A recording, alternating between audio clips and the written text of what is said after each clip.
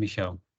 Yes, very warm welcome. Good to know that you're all here. It's my great pleasure to introduce Robert Poole, who's an associate professor in TESOL at the University of Alabama, and I'm really excited to hear him talk today. I found his book on ecolinguistics and corpus analysis and didn't get around to read it yet. You know, the usual mounds of books. So I'm glad to get an insight into his work today. He's always worked on corpus, first of all in corpus and on teaching, and has now moved more into corpus linguistics and ecolinguistics. And I'm looking forward to his talk. The floor is yours. Okay, thank you so much for the invitation to join today, and thank you for all the attendees for for being present at 6 a.m. here in the U.S. I'm properly caffeinated, I believe, so I think I should be ready to go. So today I will be discussing my ongoing research in corpus-assisted ecolinguistics, and more specifically, I'll be presenting my recent diachronic work in this space. So in this research, I explored two general questions. So does the social data captured in large corpora provide evidence of ecological change? And does the data captured in large contemporary corpora provide evidence of shifting relationships and understandings of the more than human world?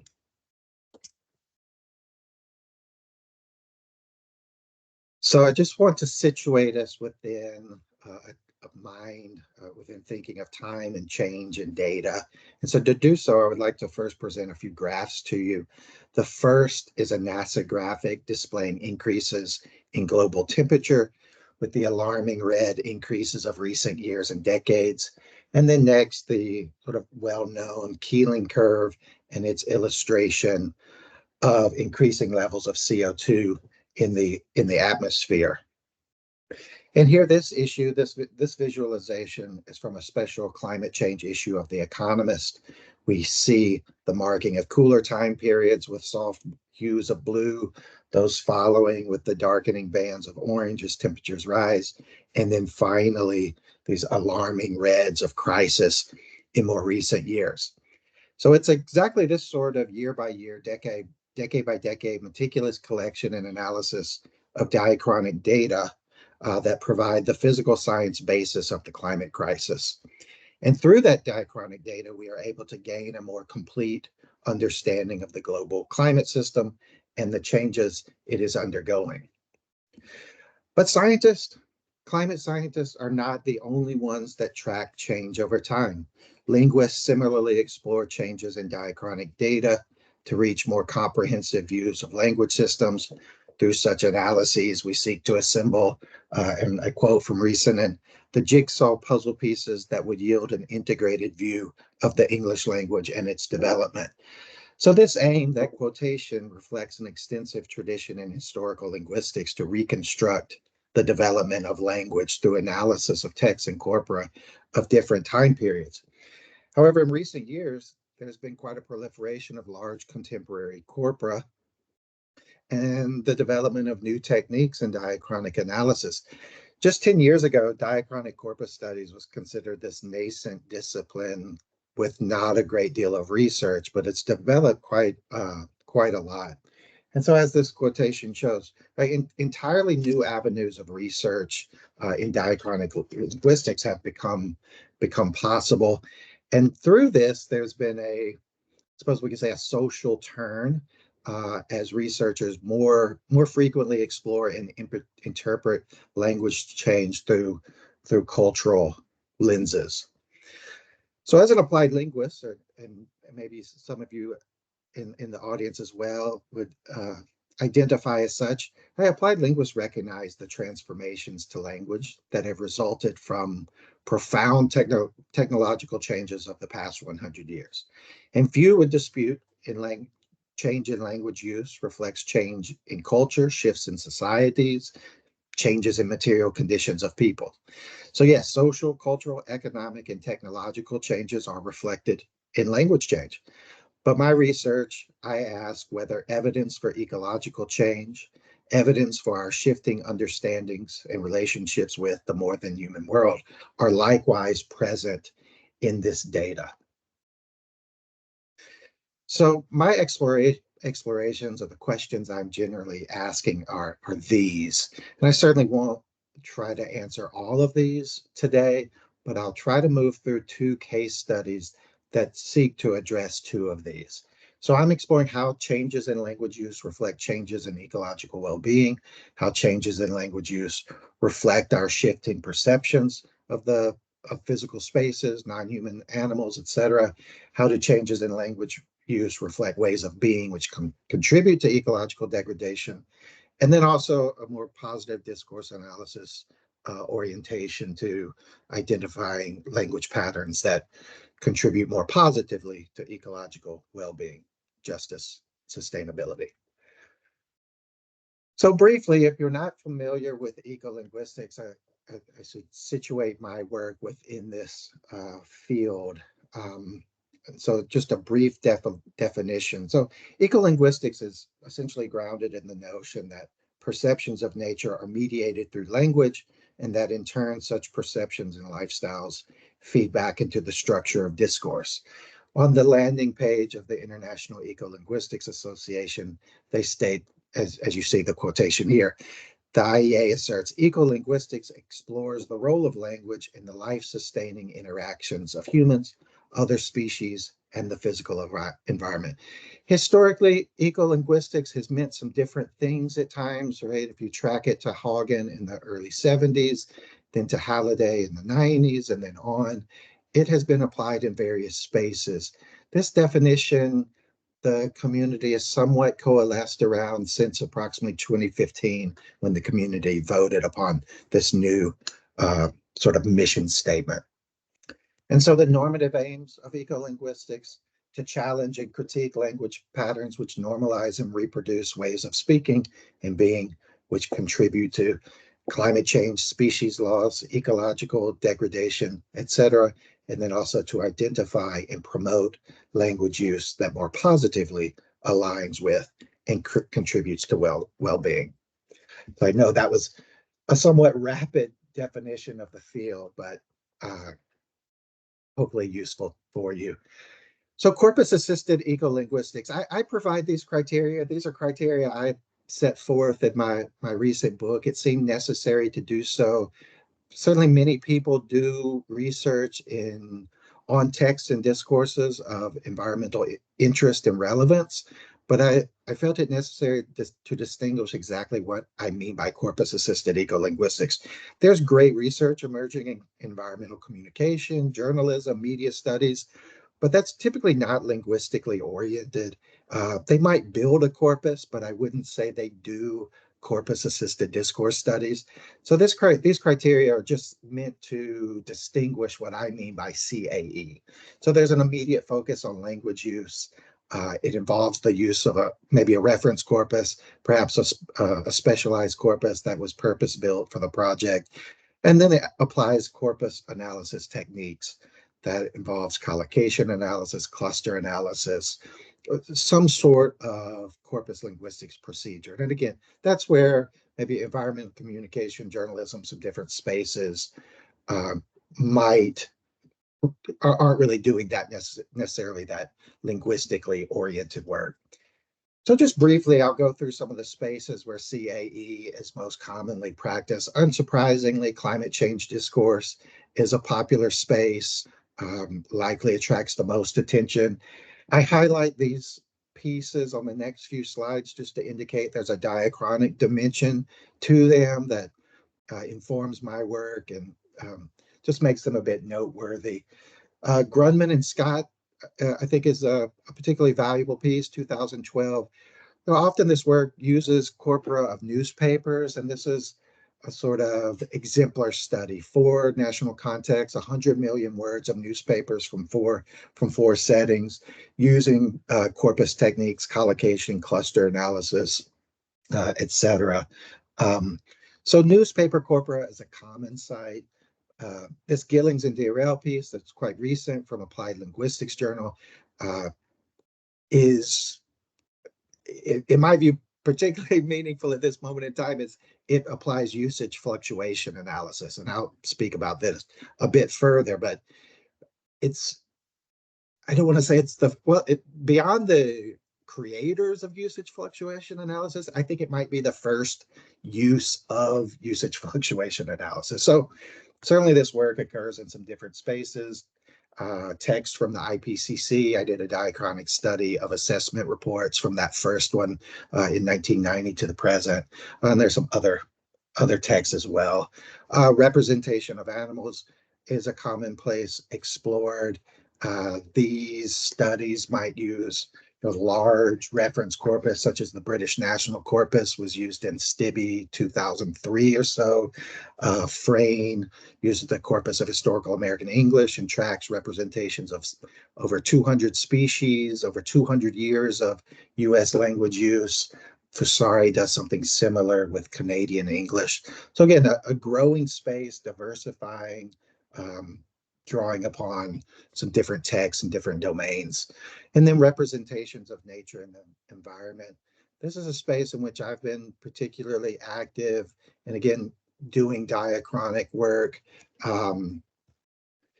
So tracking representations of wilderness that I'm going to speak about today, tracking shifting representations of trees, forest, hurricanes, wildfires, just looking at some different entities and how they're constructed over time. For example, in the trees and forests piece, my co-author and I found that representations construing poor health and lack of vitality are rising, and collocates conveying positive attributes such as size, beauty, and well-being are declining.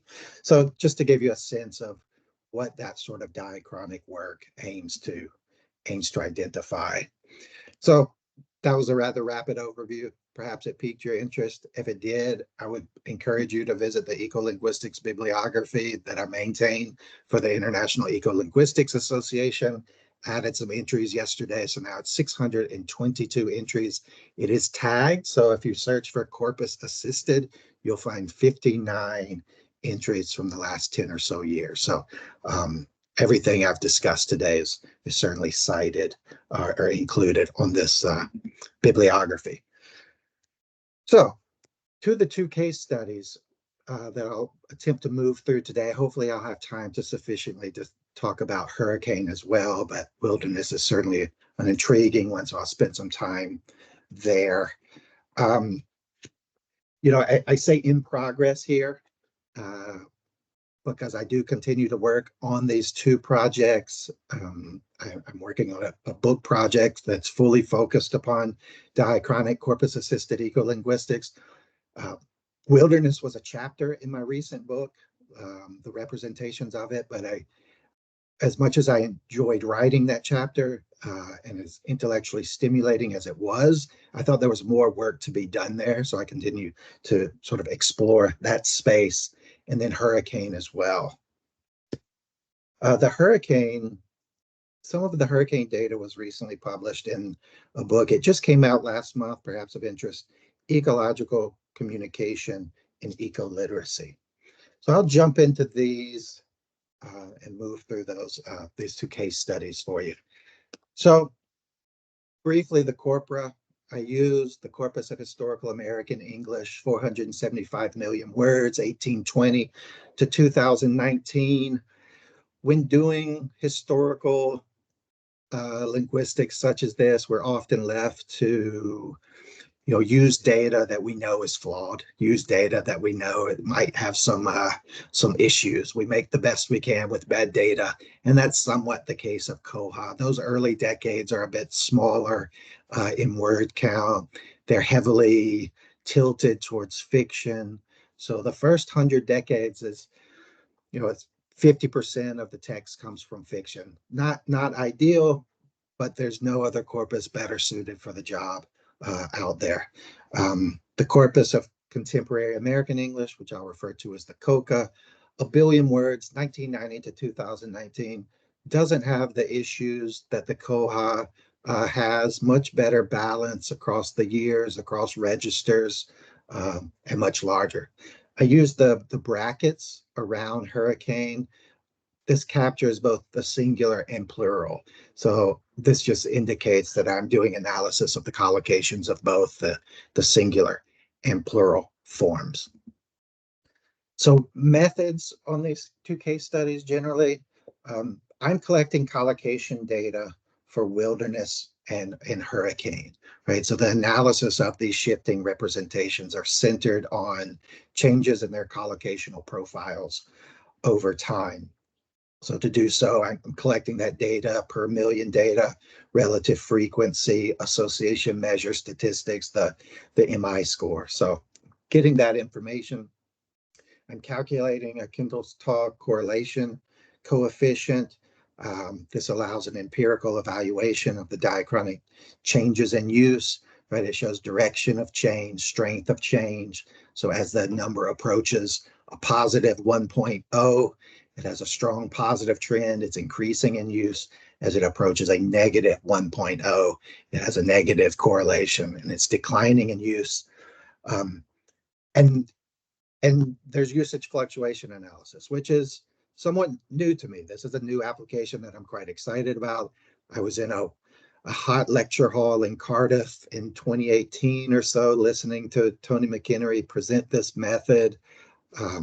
Grateful to Tony, to Vaclav for making the tool available.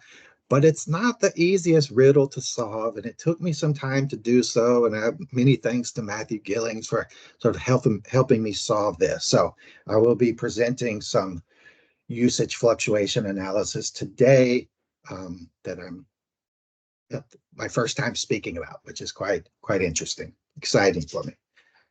So this project emerged, or the interest in tracking diachronic representation of wilderness emerged after reading this essay. And if you're familiar with this Cronin essay, The Trouble with Wilderness, or Getting Back to the Wrong Nature, it's a provocative, really interesting, intriguing piece that if you're not familiar, it's worth tracking down. I think it's worth reading if you have interest in this space.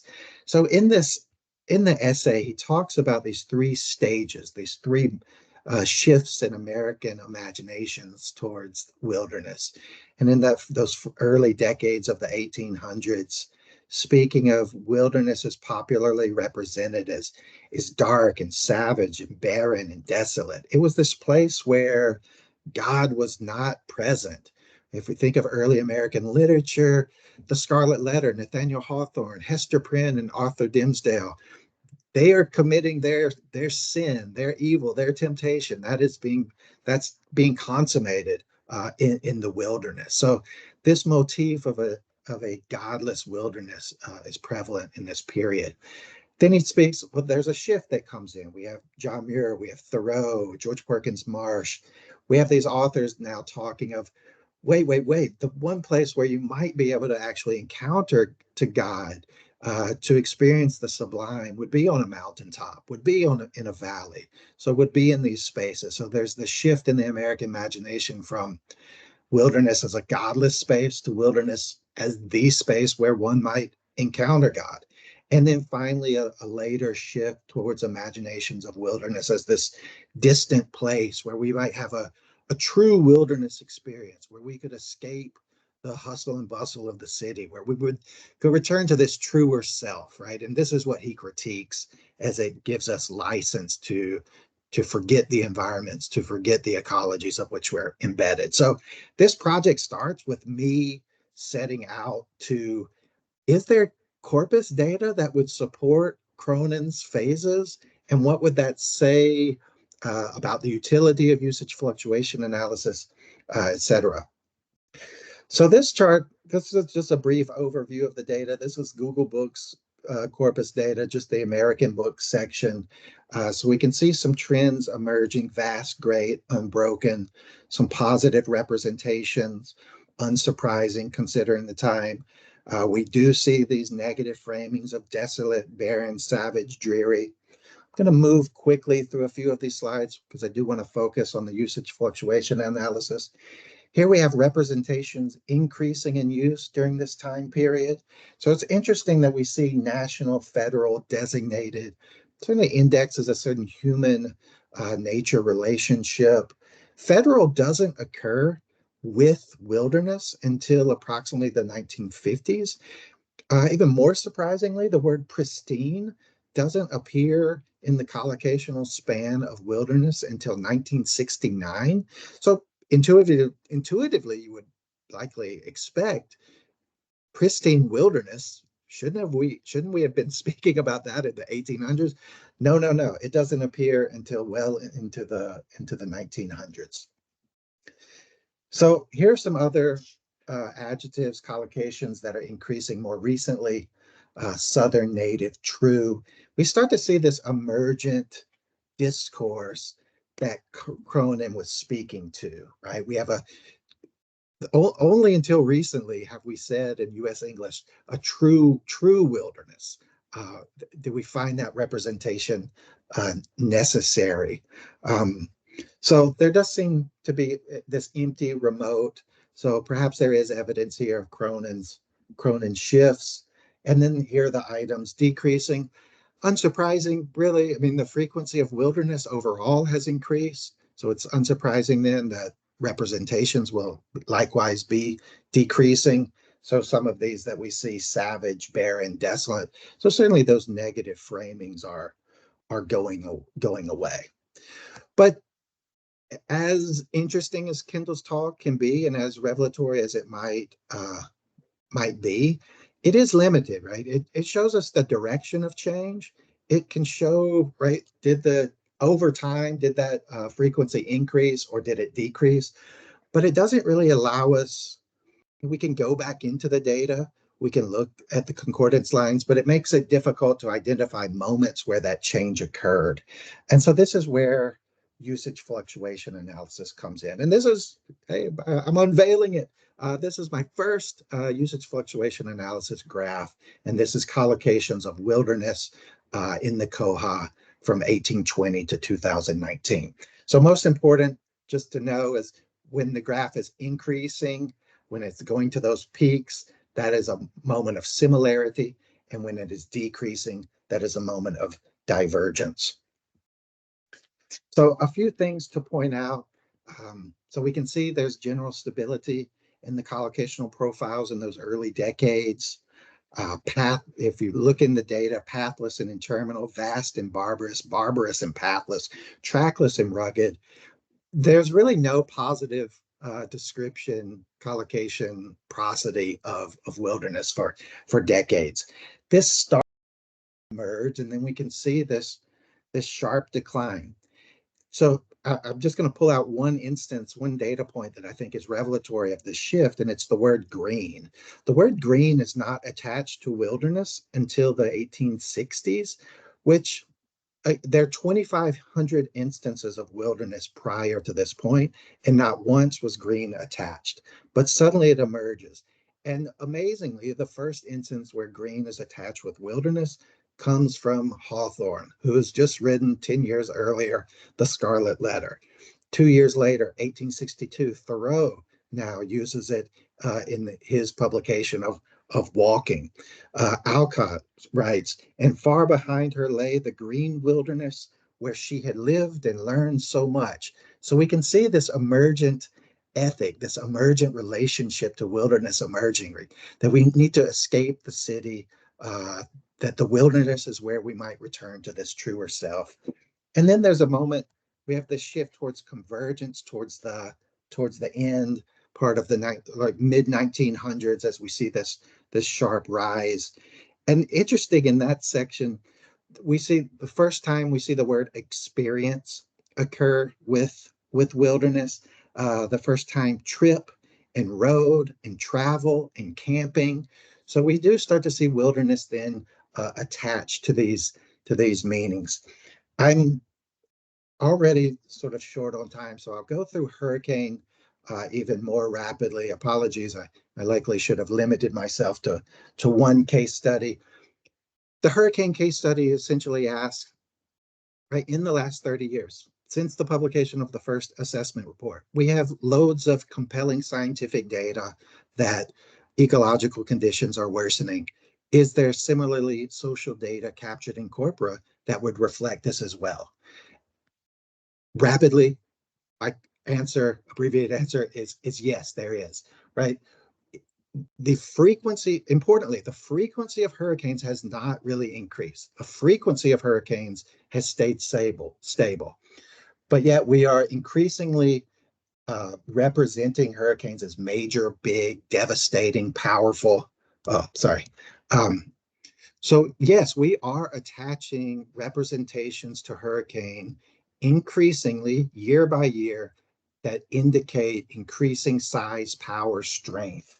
Um, this one word that you see here on the bottom of this list that's decreasing, typical, right? No, these hurricanes of recent years are anything but typical. So we have typical decreasing in use, but we have different increasing in use. So an interesting juxtaposition there that I just to give you a brief overview. The usage fluctuation analysis for hurricane doesn't demonstrate the sort of changes that wilderness does, which is unsurprising, really. We are evaluating hurricanes in the same way. They're major weather events, of course, right? So it's not surprising that in the early 90s, we similarly described them, represented them somewhat similarly. The change is that we are increasingly describing them in these dire, severe ways. This one thing to point out in the utility of usage fluctuation analysis is to provide that sort of toggle between context and the data. This highest point of convergence happens to be right at the time where Hurricane Katrina hits the southern US, one of the deadliest hurricanes in US history. So prior to that, there's a bit of dissimilarity. It coalesces and converges right around that period, and then some divergence after that, but generally stable. We're moving from this statistic of 0.8 to 0.95, so not tremendous shifting. So briefly, some observations then. Right, there is noise in the data. There is data that's indicating these representations of increasing size and strength of hurricanes, which I think is quite interesting, right? Certainly we have plenty of physical science data, but now can we perhaps complement it with social data? Few representations are experiencing strong decreases. That convergence, as noted, seems to be connected to the Hurricane Katrina event. But again, so the representation, how we make meaning of hurricanes is the same, but we are increasingly attaching certain evaluations to hurricanes. Just a closing slide, if I may.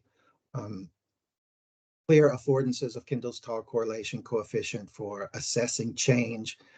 It makes data sort of manageable. It allows you to target specifically what is shifting and what direction it is changing.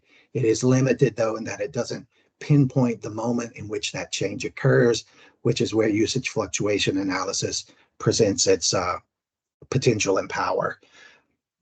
The Corpus of Historical American English, usage fluctuation analysis, it does indicate those shifts that Cronin highlights, which I think is great. Like that shows that this analysis is that it confirms this pre-existing understanding, shows that we can apply it in new contexts to reach new understandings, and that it can be trusted to do so. The COCA data certainly indicates increasing severity and size. And then finally, and I could go on and on about this, but I think there's great power, there's great potential in diachronic studies, in corpus-assisted studies broadly, but in corpus-assisted ecolinguistics particularly. I think as it helps us sort of unsettle these notions of an inherent truth. So I'll just stop there, and if there are questions, I'll happily revisit a few citations here. And again, I'll push you to the Zotero, but I'll go ahead and close. So hopefully I didn't go too far over my time. But thanks again for joining, and I look forward to your questions.